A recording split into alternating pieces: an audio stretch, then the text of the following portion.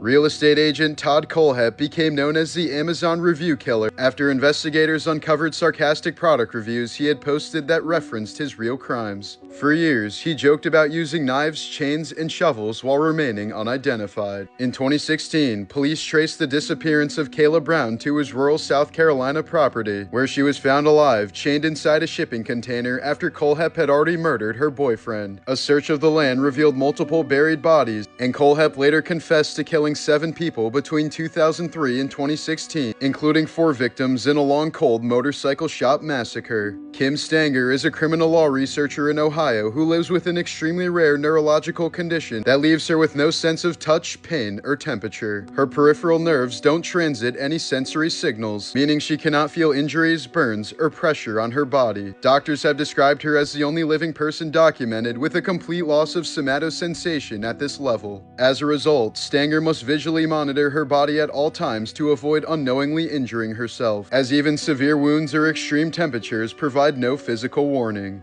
DJ Carey, a former Irish hurling legend, was jailed after admitting he spent years faking a cancer diagnosis to scam friends and contacts out of nearly £350,000. Prosecutors revealed he sent staged photos showing what appeared to be medical tubing in his nose, later exposed as an iPhone charging cable taped to his face. He claimed the money was urgently needed for treatment, exploiting sympathy and trust while continuing the deception. The scheme collapsed when victims grew suspicious, and authorities confirmed he never even had cancer at all. Carey pleaded guilty to multiple fraud charges and was sentenced to more than 5 years in prison. A man once spent nearly 5 months locked inside Rikers Island without realizing he could have walked free at any point for just $2. Court records later showed a judge had ordered his release only a week after he was arrested for a nonviolent offense, setting an absurdly low bail, but his lawyer never told him. With no one informing him of his status, he remained trapped inside one of the most notoriously violent jail complexes in the United States, a place long plagued by assaults, gang activity, neglect, and inmate murders. By the time the mistake had been discovered, months of his life had already been lost to one of the most dangerous detention systems in the country.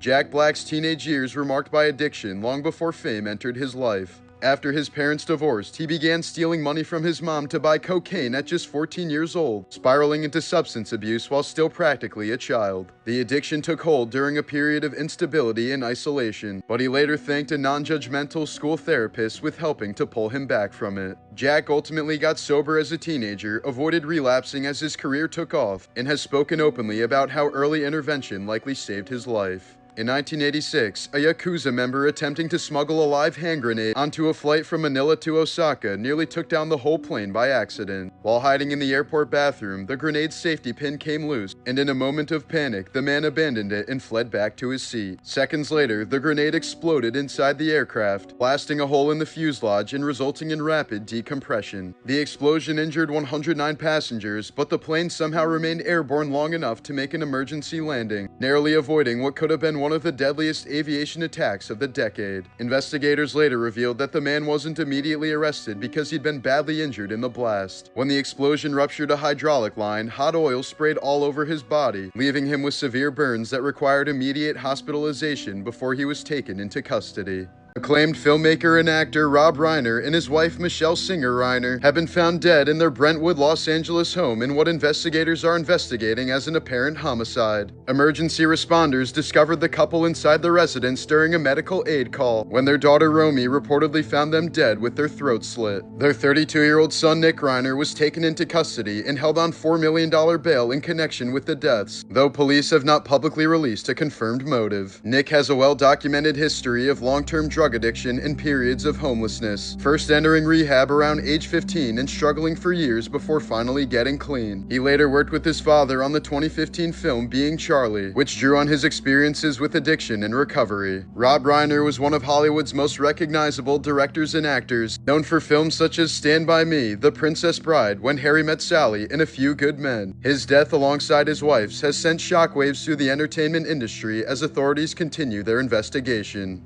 Noah Schnapp has opened up about the psychological toll of playing Will Byers, a character subjected to prolonged fear, possession, and isolation starting when Schnapp was just 11 years old. He said that repeatedly filming scenes of terror and helplessness made it difficult to separate himself emotionally from the character, particularly during the earlier seasons when he was still developing emotionally. He later acknowledged that much of his early work required him to access fear and distress far beyond what most children experience at that age. But let's be honest, the real morbid fact here is that bowl cut. My God, they did him dirty. Caleb McLaughlin and Pryor Ferguson have both stated that becoming famous as children on Stranger Things exposed them to racist harassment from fans. They've said some of the harassment even escalated to messages threatening violence, including death threats, even when they were still just children. Maya Hawke has said her childhood unfolded under the shadow of a very public family collapse after her father, Ethan Hawke, had an affair with the family nanny, an event she's described as shattering her sense of stability. She grew up amid the fallout of that breakup, which she's linked to long-term anxiety and feelings of abandonment. As a child, Maya also struggled with severe dyslexia, falling so behind academically that she was eventually pulled out of school because she couldn't read at the expected level, leaving her isolated during years when structure and security were already unraveling.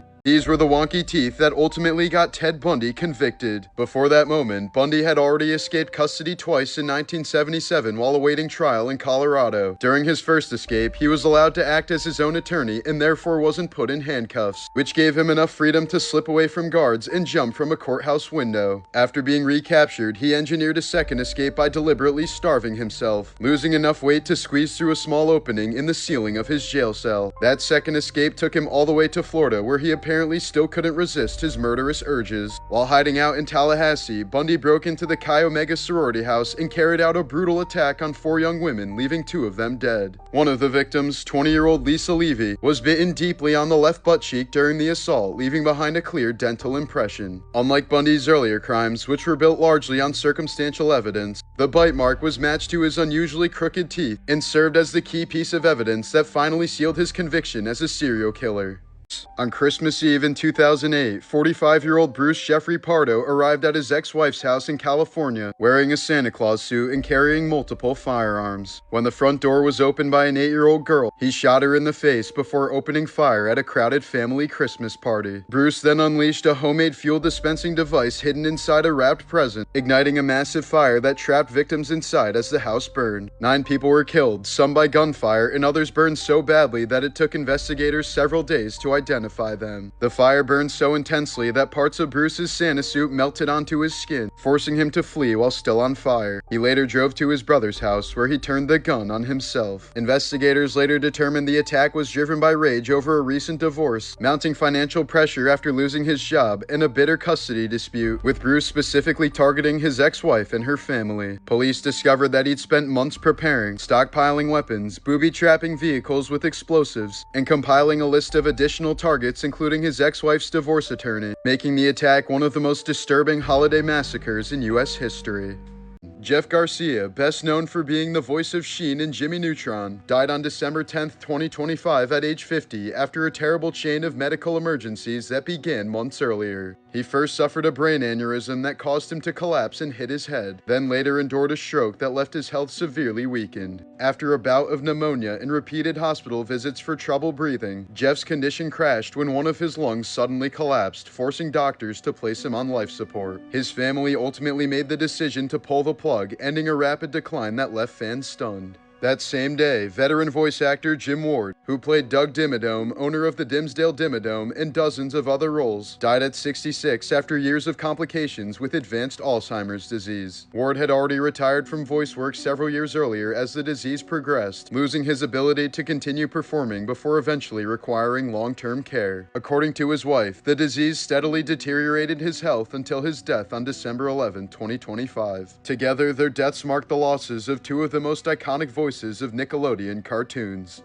In October of 2024, Micah Smith took his 3 young children, ages 2, 4, and 8, on a 9-mile hike in Utah that authorities described as extremely difficult and dangerous, especially as a major storm was rolling in. Court records say Smith failed to check the weather and continued climbing, even after sending photos of the incoming storm to his wife, who urged him to turn back. Investigators say he refused, later telling police he was comfortable hiking in the dark without lights. By the time they reached the summit around 6 p.m., hail and snow had started falling. The family began descending, but only made it about 600 feet before one child fell and struck their head. At that point, Smith decided to shelter in place overnight with the children, despite worsening weather and inadequate clothing. During the night, prosecutors say the children repeatedly said they were cold, exhausted, and wanted to go home. One child allegedly begged Smith to turn back earlier, saying she was afraid she might not survive, but he refused, calling the hike a once-in-a-lifetime experience. Court documents state Smith later claimed he performed CPR on his son overnight and instructed his daughter to continue the CPR before leaving his children behind. When search and rescue teams located Smith the next day, he was all alone and appeared completely unconcerned about his kids, telling responders he believed one of his children was already dead. A helicopter crew later found the 3 children together, severely hypothermic and inadequately clothed. All 3 children ultimately survived, though 2 were in critical condition, and one had a core body temperature of 63 degrees Fahrenheit that led to a stroke and emergency brain surgery. Smith was later charged with aggravated child abuse and child torture, with prosecutors requesting no bail, arguing he repeatedly chose to continue, despite warnings from the children, their mother, and the worsening weather. On December 11, 2002, 22-year-old Alan Menzies murdered his best friend, 21-year-old Thomas McKendrick, inside his home in West Lothian, Scotland. Menzies had become obsessed with the film Queen of the Damned, watching it more than 100 times, and later told police he believed the character Queen Akasha was visiting him and instructing him to kill for immortality. When McKendrick came over that morning, Menzies attacked him with knives and a hammer, claiming the violence was triggered after McKendrick insulted Akasha. After killing him, Menzies drank McKendrick's blood and ate part of his head, stating this was the necessary process to become a vampire. He then placed the body of his best friend in a wheelbarrow and buried it in a shallow grave, where it remained undiscovered for the next 6 weeks. In court, prosecutors revealed Menzies had a long history of serious violence starting at age 14, including multiple stabbings. He literally told the court, "If you don't murder somebody, you can't become a vampire." Menzies received a life sentence with at least 18 years before parole eligibility, but in 2004, less than 2 years after the murder, he was found dead in his prison cell.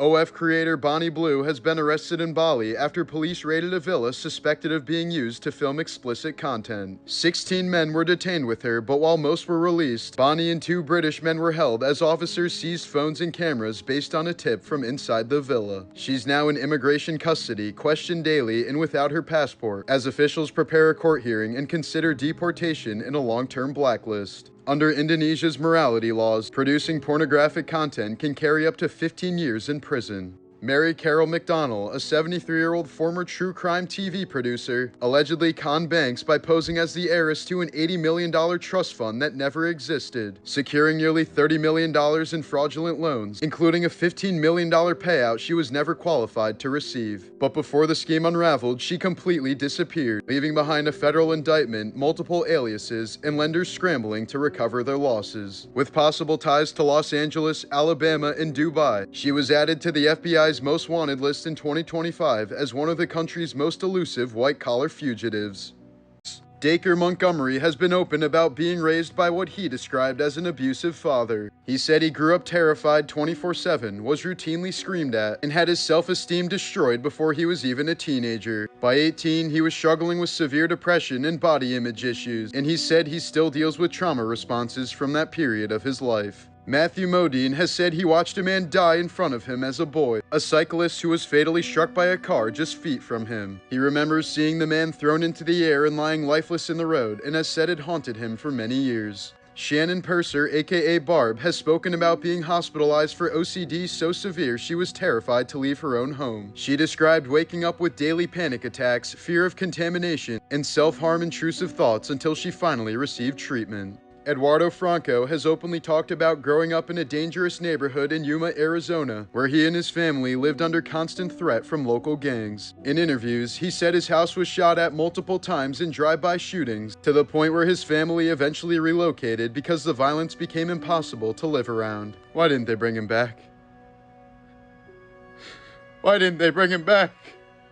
This woman's life has been changed forever by a random horrific attack that lasted only a few seconds. 46-year-old Ashley Wazalewski was suddenly attacked without warning while walking near Forsyth Park in Savannah, Georgia, after attending a Christmas program at a nearby church on December 10, 2025. A stranger had approached her from behind and poured a corrosive chemical directly over her head, causing immediate catastrophic burns. The liquid ate through her clothing, burned deep into her skin, and was so caustic it melted a key fob in her pocket as it spread across her body. She suffered second and third degree burns over more than half her body, including her face and scalp, and began screaming as her clothes started burning off her skin. The attacker didn't take anything from her and simply fled the scene within seconds. A good Samaritan rushed in to help as she wailed in agony and called her family. Wazalewski was quickly transferred to the Augusta Burn Center, where doctors say recovery will involve prolonged hospitalization, multiple surgeries, and permanent scarring. As of the latest updates, the attacker has not yet been identified or arrested.